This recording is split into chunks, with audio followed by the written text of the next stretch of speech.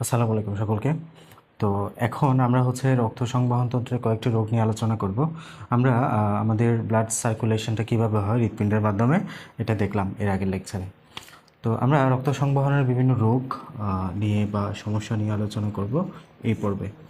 তো first of all আমরা যে বিষয়টা নিয়ে পড়বো সেটা হচ্ছে হাই ব্লাড প্রেশার বা উচ্চ রক্তচাপ। হাই ব্লাড প্রেশার বা উচ্চ রক্তচাপ, হাই ব্লাড প্রেশার। তো উচ্চ রক্তচাপ আমরা বিষয়টা এই শব্দটার সাথে আসলে খুব ভালোভাবে আসলে পরিচিত অনেক আগে থেকে। তো উচ্চ রক্তচাপ বা হাই ব্লাড প্রেশার, আগে বুঝতে হবে আমাদের আসলে ব্লাড প্রেশার বা রক্তচাপ বিষয়টা কি। তো আমরা দেখলাম আমাদের যে ব্লাড ভেসেল আছে, যে রক্তনালী আমাদের আছে তিনটা: ধমনী, শিরা, কোষিক জালিকা। এই যে ধমনী যদি আমরা চিন্তা করি, ধমনীর গাত্রে বা রক্তনালীর এই গাত্রে আমাদের যখন ব্লাড ফ্লো হয় তখন এর গায়ে যে চাপটা অনুভূত হয় সেটাকে বলি আমরা রক্তচাপ। মানে ব্লাডটা ফ্লো হওয়ার সময়, রক্তটা ফ্লো হওয়ার সময় রক্তনালী গাত্রে যে চাপ অনুভূত হয় তাকে আমরা রক্তচাপ বলি। আমাদের স্বাভাবিক রক্তচাপ যত, তার চেয়ে যখন বেশি চাপ আমরা পাই সেটাকে বলি উচ্চ রক্তচাপ।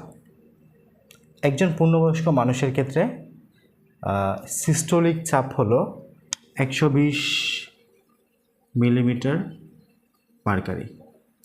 সিস্টোলিক চাপ মানে কি? হৃৎপিণ্ড যখন সংকুচন করার মাধ্যমে সারা দেহে ব্লাডটা ছড়িয়ে পড়ে। এক্স্যাক্টলি যদি বলি, লেফট ভেন্ট্রিকল বা বাম নিলয় যখন সংকুচন করে তখন অ্যাওয়ার্ডার মাধ্যমে সারা দেহে ব্লাডটা পৌঁছে যায়। বাম নিলয়ের যে সংকুচন ওটাকে আমরা সিস্টোল বলি, সংকুচনকে সিস্টোলিক চাপ বলি। সংকুচনের মাধ্যমে যখন ব্লাডটা বেরিয়ে যায় তখন তাকে আমরা সিস্টোলিক চাপ বলি। সিস্টোলের সময় ব্লাড যখন বেরিয়ে যায় তখন অধিক পরিমাণে ব্লাড থাকবে, অধিক ব্লাড থাকলে গাত্রের চাপটাও বেশি হবে, এবং সেই চাপটা হলো স্বাভাবিকভাবে 120 মিলিমিটার পারদ মার্কারির চাইতে কম। 120 গড়ভাবে এটাকে ধরা হয়।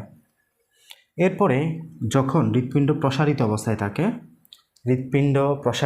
থাকে তখন এখান দিয়ে যে ব্লাড ফ্লোটা হবে সে সময় যে প্রেশারটা পাবে আমাদের নালিগাটা, তখন সেটা হচ্ছে ডায়াস্টোলিক চাপ, যেটার ভ্যালু হচ্ছে 80 মিলিমিটার পারদ মার্কারি বা মার্কারি।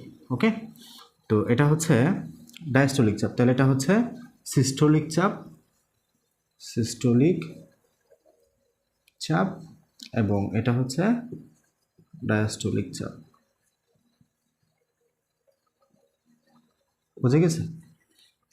তো সিস্টোলিক চাপ হলো 120 মিলিমিটার মার্কারির চাইতে কম হবে, ডায়াস্টোলিক চাপ হলো 80 মিলিমিটার মার্কারির চাইতে কম হবে। এখন কোনো ব্লাড প্রেশারকে, তাহলে নর্মাল ব্লাড প্রেশার হচ্ছে 120/80। তাহলে কখন আমরা হাই ব্লাড প্রেশার বলবো? যখন এই সিস্টোলিক চাপটা 120-এর চাইতে বেশি হবে, কিংবা ডায়াস্টোলিক চাপটা 80-এর চাইতে বেশি হবে, কিংবা উভয়ই, এটা 120 থেকে বেশি, এটা 80 থেকে বেশি। যখন কেউ একটা কিংবা উভয়ই বেশি হবে তার স্বাভাবিক চাপের চাইতে, তখন তাকে আমরা বলবো হাই ব্লাড প্রেশার বা উচ্চ রক্তচাপ। বুঝে গেছে? তো 120 হচ্ছে সিস্টোলিক চাপ, 80 হচ্ছে ডায়াস্টোলিক চাপ। যখনই এটা স্বাভাবিক মাত্রার চাইতে বেশি হবে বা দুটোই বেশি হবে বা যে কোনো একটা বেশি হবে তখন তাকে আমরা হাই ব্লাড প্রেশার বলি। যখন এটা 120-এর চাইতে কম হবে, কিংবা এটা 80-এর চাইতে কম হবে ডায়াস্টোলিক চাপটা, কিংবা উভয়ের মাত্রা থেকে কম হবে, তখন তাকে আমরা বলি নিম্ন রক্তচাপ বা লো ব্লাড প্রেশার। বুঝে গেছে? আচ্ছা, তো এই উচ্চ রক্তচাপ, এই স্বাভাবিক মাত্রার চেয়ে বেশি রক্তচাপ হওয়াটাকে আমরা উচ্চ রক্তচাপ হিসেবে চিনি। এই খুঁটিনাটি বিষয়গুলো জানলেই চলবে। এরপরে আমরা দেখব আসলে হার্ট অ্যাটাক বিষয়টা কি। তাহলে আমাদের 2 নম্বর যে টপিক সেটা হচ্ছে হার্ট অ্যাটাক। আচ্ছা, তো আমরা বায়োলজির ভাষায় বা আমরা এক্স্যাক্টলি আমাদের যখন হিউম্যান বডি নিয়ে পড়ব, অ্যাটাক মানে হচ্ছে কোনো জায়গার রক্ত চলাচল বাধা, কোনো অর্গানে রক্ত চলাচল বাধা। লাইক আমাদের এটা পা, এই পায়ে যখন যে ব্লাড সাপ্লাই দেয় যে আর্টারি, পায়ে ব্লাড সাপ্লাই দেয় যে আর্টারি বা পায়ের যে কোনো জায়গায়, ওই আর্টারি যদি কোনো কারণে ব্লক হয় বা কোনো কারণে যদি ওখানে ব্লাড সাপ্লাই না হয়, তখন পায়ের এই অংশটুকু রক্তের মাধ্যমে যা যা আসে, অক্সিজেন আসে, গ্লুকোজ আসে, আরও যে গুরুত্বপূর্ণ উপাদান হরমোন, ভিটামিন, যে যা যা আসে রক্তের মাধ্যমে, ওই উপাদানগুলো পাবে না। ফলে ওই স্থানটা আলটিমেটলি নষ্ট হয়ে যাবে, নেক্রোসিস শুরু হবে। যখন এই যে এখানে আর্টারিটা বন্ধ হয়ে যাওয়ার কারণে এই জায়গাটাতে ব্লাড সাপ্লাই হতে পারলো না, যে সমস্যাটা সৃষ্টি হলো সেটা হচ্ছে লেগ অ্যাটাক। ঠিক আছে, যখন পায়ে হলো তখন সেটাকে আমরা বলি লেগ অ্যাটাক। যখন সেম সমস্যাটা হার্টে হবে, আমাদের এটা যদি হার্ট হয়, হার্ট নিজে একটা আমাদের অর্গান, আমাদের বডির একটা অর্গান। হার্ট সারা দেহে ব্লাড সাপ্লাই করে বুঝলাম, বাট হার্ট নিজে একটা আমাদের বডির একটা অর্গান। তার নিজের পাম্পিং করার জন্য শক্তির দরকার হয়, তার নিজের ব্লাড সাপ্লাই দরকার হয়। কেন? তার গ্লুকোজ লাগবে, তার অক্সিজেন লাগবে, তাই না? স্বাভাবিক রিয়াকশান হওয়ার জন্য। আচ্ছা, তো এই জায়গাটাতে হার্টে যে রক্ত সরবরাহ করে আর্টারি, তাকে বলা হয় করোনারি আর্টারি বা করোনারি ধমনী। ওকে, তাকে বলা হচ্ছে কি করোনারি আর্টারি বা করোনারি ধমনী। করোনারি ধমনী। তো হৃৎপিণ্ডে রক্ত সরবরাহকারী যে আর্টারি বা ধমনী, সেটার নাম হচ্ছে করোনারি ধমনী। সেটা হচ্ছে কি করোনারি ধমনী। যদি কোনো কারণে এই করোনারি ধমনীতে অনাকাঙ্ক্ষিত ব্লক সৃষ্টি হয়, যদি কোনো কারণে এখানে অনাকাঙ্ক্ষিত ব্লকেজ সৃষ্টি হয়, তখন আমাদের এখানে ব্লাড চলাচল বাধাপ্রাপ্ত হয়। মনে করো এখানে অল্পটুকু ব্লক সৃষ্টি হইল, ব্লাড যতটুকু যাওয়ার কথা ততটুকু যাচ্ছে না, তাহলে কি হবে? পর্যাপ্ত অক্সিজেন পাবে না, আমাদের হৃৎপিণ্ড পর্যাপ্ত অক্সিজেন পাবে না, হৃৎপিণ্ড পর্যাপ্ত গ্লুকোজ পাবে না, হৃৎপিণ্ড তার ঠিকঠাক কাজ করতে পারবে না। হৃৎপিণ্ড যদি ঠিকঠাক কাজ করতে না পারে, আমাদের বডির প্রতিটা কোষে যতটুকু অক্সিজেন দরকার, যতটুকু গ্লুকোজ দরকার, ততটুকু গ্লুকোজ পাবে না। ঠিক আছে, যখন আমরা সিঁড়ি দিয়ে উঠব, তখন আমাদের প্রত্যেকটা দেহের প্রত্যেকটা সেলে অনেক বেশি গ্লুকোজ দরকার হয়। কেন? আমরা অভিকোষের বিরুদ্ধে কাজ করি। তো ওই সময়ে যখন হার্ট পাম্পিং ক্ষমতা তার অনেক বাড়াইতে চাইবে, বাট সে পর্যাপ্ত পরিমাণে খাদ্য পাচ্ছে না তার জন্য। হ্যাঁ, ইঞ্জিনের একটা ফুয়েল লাগবে না, বাট ওই ইঞ্জিনের ফুয়েলই পাচ্ছে না, সে অক্সিজেন পাচ্ছে না, সে কার্বন ডাইঅক্সাইড গ্লুকোজ পাচ্ছে না। সে পাম্পিং করতেছে, চেষ্টা করতেছে, বাট সে পাচ্ছে না, তার নিজের খাদ্য পাচ্ছে না। তাহলে সে তখন কি করবে? আমাদের বুকে ব্যথা শুরু হবে, যে ব্যথাটাকে আমরা বলি অ্যানজাইনা। ওকে, এই অ্যানজাইনা নামক শব্দটা তোমাদের বই আলোচনা করা হয়েছে, তাই আমি বললাম। তাহলে অ্যানজাইনা যখন শুরু হয়, তখন আলটিমেটলি বুঝতে হবে যে আলটিমেটলি হার্ট অ্যাটাকের পূর্ব শর্তের দিকে যাচ্ছে। আচ্ছা, তো অ্যানজাইনা শুরু হলো। হ্যাঁ, তো এভাবে যখন এখানে আস্তে আস্তে আমাদের ব্লক হতে শুরু করলো, ব্লক মানে কি জমতেছে? কেন? মূলত আমাদের স্নেহ জাতীয় পদার্থগুলো জমতেছে আর কি। তো এই জায়গায় আমাদের যখন এইভাবে আস্তে আস্তে জমতে শুরু করবে, কোনো কারণে এখানে যদি একদম কোনো কারণে এই জায়গাটাতে আমাদের এটা যদি বিদীর্ণ হয়, হ্যাঁ, এটা যদি একদম আমাদের বিদীর্ণ হয় বা কোনো কারণে যদি এটা ফেটে যায় এই ব্লকটা, তাহলে কি হবে? এভাবে যদি আমাদের রক্তনালীর ভিতরে এন্ডোথেলিয়ালে যদি এরকম কিছু ফেটে যায়, তাহলে কি হবে? সাথে সাথে প্লেটলেট চলে আসবে এই জায়গার আশেপাশে। প্লেটলেট এসে একদম সব জায়গার ঘিরে ফেলবে, ঘিরে এই জায়গায় থ্রম্বোসিস করে ফেলবে, সেই জায়গায় জমাট বেঁধে ফেলবে, ব্লাড ক্লটিং করে ফেলবে, সেই জায়গায় থ্রম্বোসিস তৈরি করবে, যেটাকে বলা হচ্ছে আমাদের প্লেটলেট ফ্লাক। ওকে, এই যে প্লেটলেট ফ্লাক যখন ফর্মেশন হবে, এই জায়গাটা পুরো ব্লক হয়ে যাবে। পুরো ব্লক হলে কোনো রকমের অক্সিজেন, কোনো রকমের রক্ত এই জায়গাটা দিয়ে হার্টে প্রবেশ করতে পারবে না। হার্টে প্রবেশ না করলে হার্ট অক্সিজেন পাবে না, হার্ট গ্লুকোজ পাবে না, হার্ট পর্যাপ্ত পরিমাণে যা যা দরকার সেগুলো পাবে না, হার্ট আর পাম্প করতে পারবে না, যেটাকে আমরা বলি হার্ট অ্যাটাক। বুঝে গেছে? যেহেতু এটা হার্টে হয় তাটাকে বলি হার্ট অ্যাটাক। যখন এটা পায়ে হবে তখন এটাকে লেগ অ্যাটাক বলবো। ঠিক আছে, যখন এটা মাথায় হবে তখন তাকে আমরা স্ট্রোক বলি। ওকে, ওয়ানটা যদিও পুরোপুরি আলাদা আসলে হার্ট অ্যাটাক এবং স্ট্রোক, কারণ এটা মাথার বিষয়, এটা হচ্ছে আমাদের হার্টের বিষয়, ঠিক আছে। আচ্ছা, তো এই কথাবার্তাগুলা আমাদের বইয়ে বলা আছে।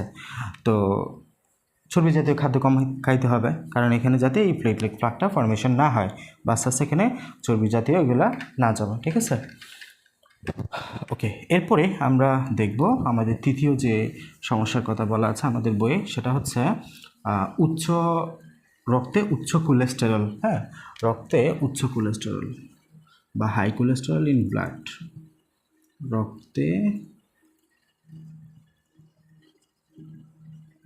উচ্চ কোলেস্টেরল। তো রক্তে উচ্চ কোলেস্টেরল আমাদের রক্ত রিলেটেড, যেহেতু রক্তে যেহেতু এটা আমরা আলোচনা করতেছি। তো অন্যান্য অঙ্গের মতো আমরা জানি হৃৎপিণ্ডেরও অক্সিজেন এবং খাদ্যসার সরবরাহের প্রয়োজন হয়। খাদ্যসার বলতে and product of digestion of carbohydrate, glucose দরকার হয়, তার অ্যামিনো অ্যাসিডের দরকার হয়। তো এটা আমাদের একটা দেহের অর্গান, তো তাই না? তো হৃৎপিণ্ডের করোনারি ধমনীর গায়ে চর্বি জমা হলে ধমনীতে স্বাভাবিক রক্ত প্রবাহ বিঘ্ন ঘটে। আমরা তো দেখলাম আসলে যখন আমাদের হার্ট অ্যাটাকও ঘটে, যখন এই জায়গাটাতে আমাদের জানি চর্বি জাতীয় খাদ্য জমা হয়। হ্যাঁ, চর্বি জাতীয় খাদ্য জমা হলে এখানে আমাদের কি হয়, স্বাভাবিক রক্ত চলাচলে বাধাপ্রাপ্ত হয়, স্বাভাবিক রক্ত চলাচলে বাধাপ্রাপ্ত হয় বা বিঘ্ন ঘটে। তখন পর্যাপ্ত পরিমাণে অক্সিজেন এবং খাদ্যসার পেতে পারে না আমাদের এই হৃৎপিণ্ডটা। তো রক্ত চলাচল কমে যাওয়ার কারণে আমার বুকে ব্যথা হয়, তখন সেটাকে আমরা অ্যানজাইনা বলেছিলাম আর কি। এই যে এখানে আমাদের যেটা জমা হচ্ছে সেটা হচ্ছে মূলত কোলেস্টেরল। কোলেস্টেরল ক্লাসিফিকেশন নিশ্চয়ই তোমাদের নাই। এটা হচ্ছে আমরা কোলেস্টেরল মূলত এলডিএলটা বেশি জমে, এলডিএল এবং টিজি। হ্যাঁ, ট্রাইগ্লিসারাইড যেটা ওটা বেশি জমে। এসডিএলকে বলা হয় ভালো কোলেস্টেরল, হাই ডেন্সিটি লিপোপ্রোটিন যেটা এটাকে ভালো কোলেস্টেরল বলা হয়, লো ডেন্সিটি লিপোপ্রোটিন যেটা সেটাকে খারাপ কোলেস্টেরল বলা হয়। তো মূলত এলডিএল এবং টিজি যেটা আমাদের ফেরি থেকে একদম কোলেস্টেরলটা আমাদের লিভার থেকেই আমাদের জায়গা, যেখানে কোলেস্ট্রল আমাদের চর্বি জাতীয় খাদ্য প্রডিউস হয়, কোলেস্ট্রল প্রডিউস হয়, ওই জায়গাটাতে একদম এখানে ফেরিতে নিয়ে আসে, সেটা আমাদের এখানে রক্তনালীতে নিয়ে এসে সেখানে জমাট বাঁধতে সাহায্য করে, এখানে এগুলো জমতে সাহায্য করে এলডিএল এবং ট্রাইগ্লিসারাইডটা। আর এসডিএলের কাজ ঠিক উল্টা, এগুলো এখান থেকে চর্বিগুলো নিয়ে ডিরেক্ট নিয়ে যাবে লিভারের মধ্যে, সে যা করার করবে। বাট এগুলোর কাজ উল্টা এখানে নিয়ে আসে, যার কারণে এগুলোকে খারাপ কোলেস্ট্রল বলা হয়, আর এসডিএলকে ভালো কোলেস্ট্রল বলা হয়, হাই ডেন্সিটি লিপোপ্রোটিন যেটা। বুঝে গেছে? এটা আমাদের বইয়ে আলোচনা করা হয়েছিল। এরপরে আমরা যদি দেখি লিউকেমিয়া কি, লিউকেমিয়া বিষয়টা কি।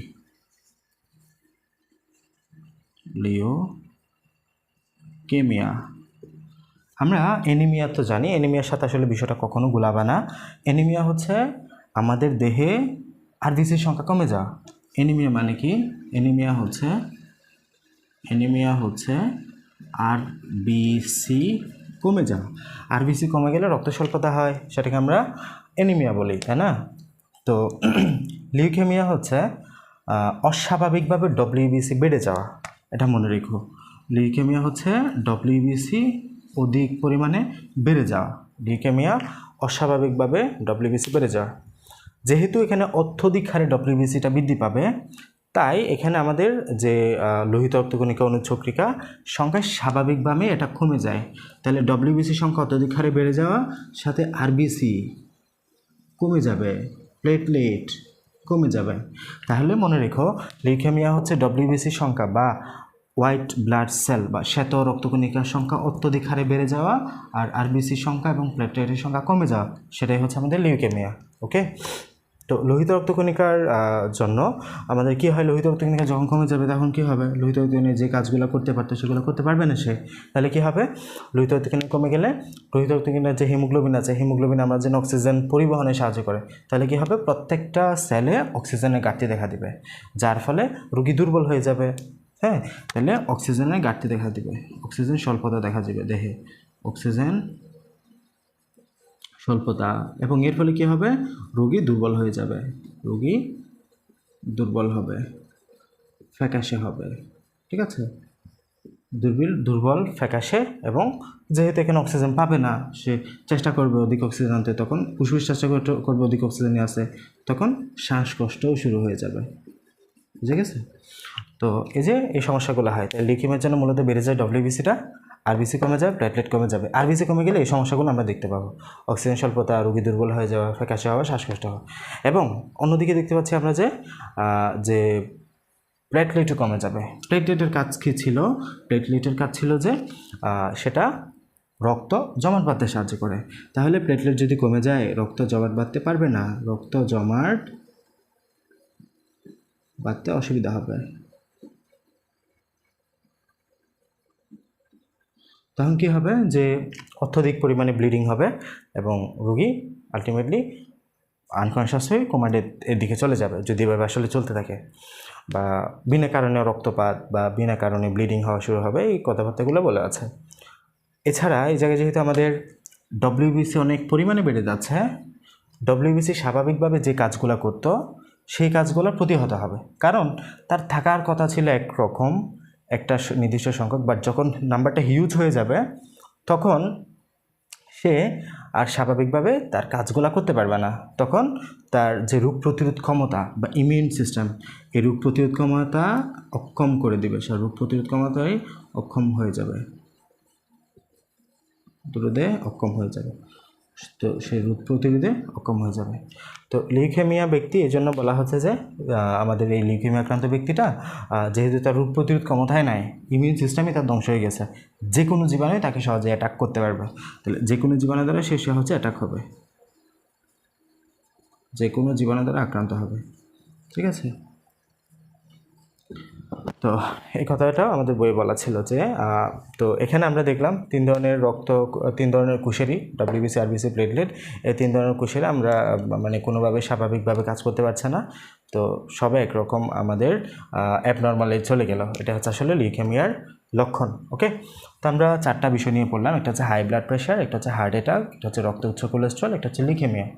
হাই ব্লাড প্রেশার মানে কি? যখন ব্লাড প্রেশার আমাদের যেটা নর্মাল 120/80, এই 120/80 চাইতে কী হবে? বেশি হবে। ঠিক আছে, আর হার্ট অ্যাটাক কি? যখন আমাদের ব্লাড ভেসেলে যখন অনাকাঙ্ক্ষিত বা কোলেস্ট্রল বেড়ে গেলে যখন এখানে চর্বি জমা শুরু হয়, এই চর্বিটা জমে যখন আস্তে আস্তে এটা ফেটে যাবে, তখন অনুচ্ছবিক এসে জমাট বাঁধবে, প্লেটলেট ফ্লাক্স সৃষ্টি হবে, আলটিমেটলি থ্রম্বোসিস হবে, পুরোটা ব্লক হয়ে যাবে। ব্লক হলে অক্সিজেন যেতে পারবে না হার্টে, পর্যাপ্ত অক্সিজেন না পেয়ে হার্ট পর্যাপ্ত অক্সিজেন না পেয়ে আলটিমেটলি সে পাম্পিং বন্ধ করে দিবে, which is gone to heart attack. রক্তে উচ্চ কোলেস্ট্রল আমরা দেখলাম, উচ্চ কোলেস্ট্রলের কারণে সেম ঘটনাগুলো ঘটে, এনজাইনার শব্দটা উল্লেখ করা হয়েছে এখানে। বুকে ব্যথা, লিউকেমিয়ার জন্য ডব্লিউবিসি বেড়ে যায়, আরবিসি প্লেটলেট কমে যায়, আরবিসি কমে গেলে অক্সিজেন স্বল্পতা দেখা যাবে, রোগী দুর্বল হয়ে যাবে, প্লেটলেট কমে গেলে রক্ত জমাট বাঁধতে পারবে না এবং যা হওয়ার হবে। ডব্লিউবিসি যদি অতিরিক্ত বেড়ে যায়, রোগ প্রতিরোধী অক্ষম হয়ে পড়ে, কারণ তার কাজ একটু মানে এত সংখ্যক বেশি হয়ে গেলে যে স্বাভাবিক কাজ করতে পারে না, এবং যে কোনো জীবাণু দ্বারা যে কোনো সময় আক্রান্ত হতে পারে। তো রক্ত সংক্রান্ত বিষয়গুলো আমাদের এখানে আলোচনা করা হয়েছে, আশা করি তোমাদেরকে বোঝাতে পেরেছি এবং অনেকটুকুই ক্লিয়ার হয়ে গেছে। আমরা নেক্সট দিন ইনশাআল্লাহ মানবদেহের প্রতিরক্ষা বা ইমিউন সিস্টেম নিয়ে বিস্তারিত পড়ব। আসসালামু আলাইকুম।